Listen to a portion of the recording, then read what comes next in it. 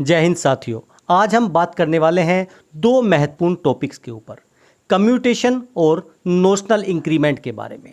देखिए 10.5 साल 12 साल कोर्ट में केस चल रहे हैं कि देखिए कम्यूटेशन बंद होना चाहिए 10.5 साल में या 11 साल में या 12 साल में। ऐसे बहुत सारे कोर्ट्स AFT, कैट या हाई कोर्ट्स में चल रहे हैं। कुछ हाई कोर्ट्स ने देखिए इसको कम कर दिया है। अगर हम बात करें राज्य सरकार में तो गुजरात सरकार ने 13 साल काफ़ी पहले कर दिया था। तो अब उम्मीद है कि देखिए राज्य सरकारों से आगे केंद्र सरकार भी इस चीज़ को माने।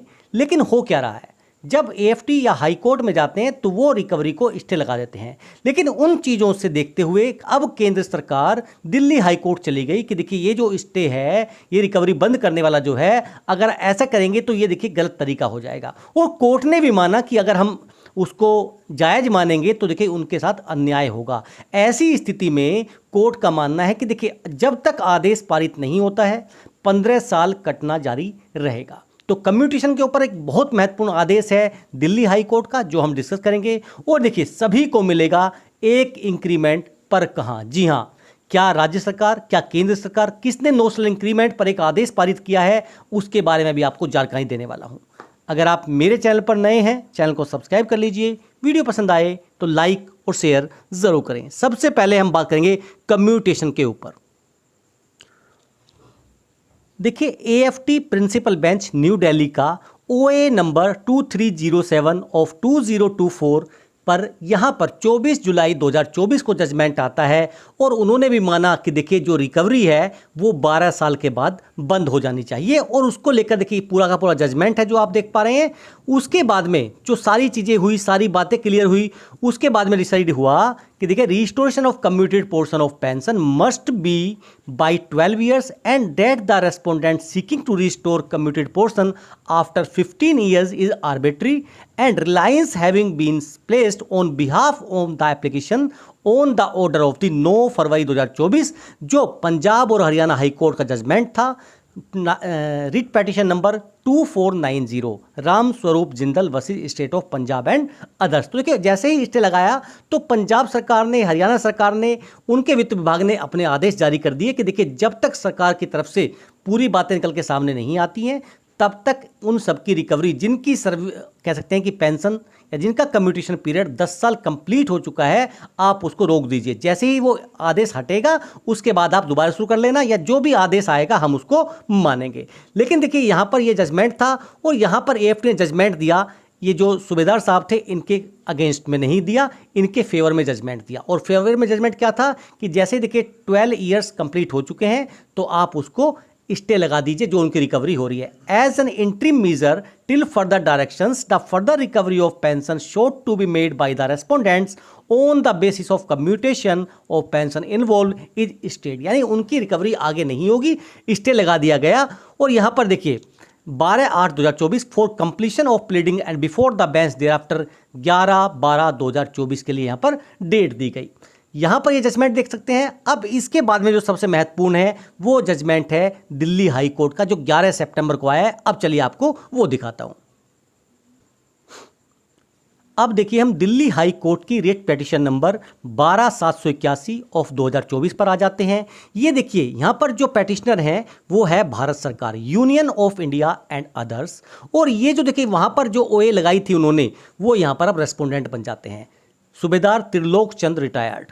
अब देखिए इनकी तरफ से जो वकील थे मिस्टर उद्धव शंकर मौर्य जी, उन्होंने देखिए यहाँ पर 11 सितंबर का ये जजमेंट है। Honourable Miss Justice Rekha Palli and honourable Miss Justice Shailendra Kaur जी।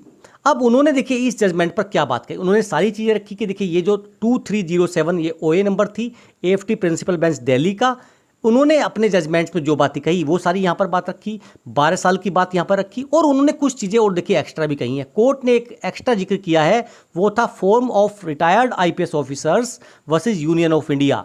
ये देखिए एक पेटिशन डाली गई थी forum of retired IPS officers की तरफ से, जिसको दिल्ली हाई कोर्ट ने 2019 में देखिए यहाँ पर खारिज कर दिया गया था। यहाँ पर देखिए जो मिस्टर मौर्य जी हैं उनको 6 महीने का समय मांगा कि देखिए हम इसके 6 वीक का कि हम इस पर बात करेंगे। और जो भी जजमेंट्स अभी तक ये आए हुए हैं वो या तो देखिए पंजाब और हरियाणा हाई कोर्ट के आधार पर दिए गए हैं, जितने भी स्टे लगाए गए हैं या इंटरिम आदेश आए हैं, या अगर हम बात करें Kerala high court, Telangana high court या इलाहाबाद हाई कोर्ट के जो भी जजमेंट्स हैं उनके आधार पर रिकवरी रोकी गई है। अब कोर्ट ने क्या माना है, दिल्ली हाई कोर्ट ने क्या माना है, वो सबसे बड़ी बात हो जाती है। तो 8-9 पॉइंट देखिए। We also find that impugned order does not even refer to the decision of this court, कि हमने जो 2019 का जजमेंट दिया था उसमें हमने जो 12 साल रिकवरी की बात की थी उसको हमने डिसमिस कर दिया था, रिजेक्ट कर दिया था, तो उसके बारे में भी कोई डिस्कस नहीं है यहाँ पर।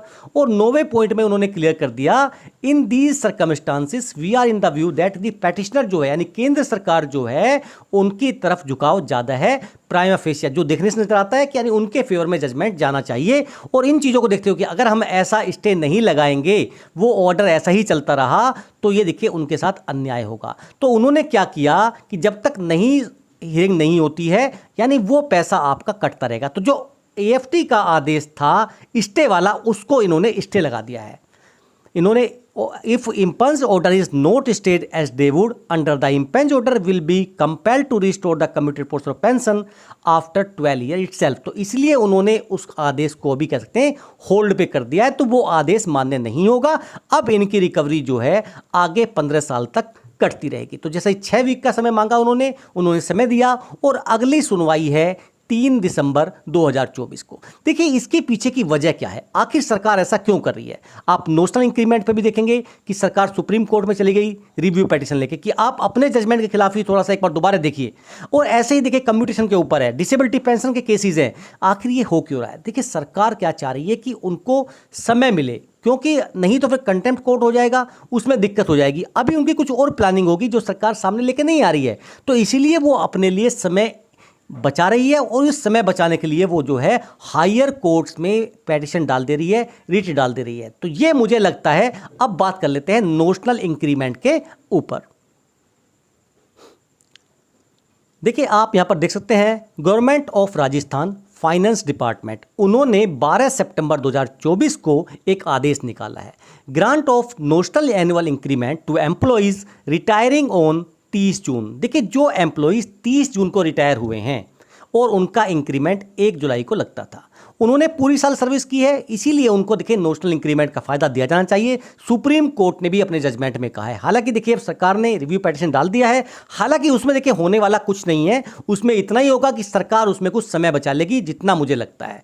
तो ऐसी स्थिति में राजस्थान सरकार ने देखिए अपने सभी एम्प्लॉइज के लिए, जो भी राजस्थान सरकार के अंतर्गत एम्प्लॉइज आते हैं उन सभी के लिए जिनका इंक्रीमेंट 1 जुलाई को पड़ता था, लेकिन वो 30 जून को रिटायर हो चुके हैं, who retire on 30 June 2006 and following 30th June thereafter whose increment becomes due on the next day following upon their retirement and upon completing 1 year of satisfactory service shall be granted a notional increment। उनको 1 जुलाई से notional increment दिया जाएगा। और यहां पर उन्होंने देखिए supreme court के जजमेंट का हवाला भी दिया है। This benefit to this increment shall be notional from 1 जुलाई 2006 से लेके 10 अप्रैल 2023 तक and cash benefit shall be allowed from 11 April 2023, जो सुप्रीम कोर्ट की देश थी। यानी अगर जो पिछले हैं तो उसमें उनको बेनिफिट नहीं मिलेगा, उनको यह कि नोशनली उनकी पेंशन जो उस आधार पर फिक्स कर दी जाएगी, लेकिन इसका फायदा 11 अप्रैल 2023 के बाद जो है दिया जाएगा सुप्रीम कोर्ट के जजमेंट की डेट के बाद में। तो ये थे 2 आज के महत्वपूर्ण मुद्दे नोशनल इंक्रीमेंट और कम्यूटेशन के ऊपर। आपको जानकारी कैसी लगी कमेंट करके जरूर बताइएगा। फिर मिलेंगे आपसे। जय हिंद, जय भारत।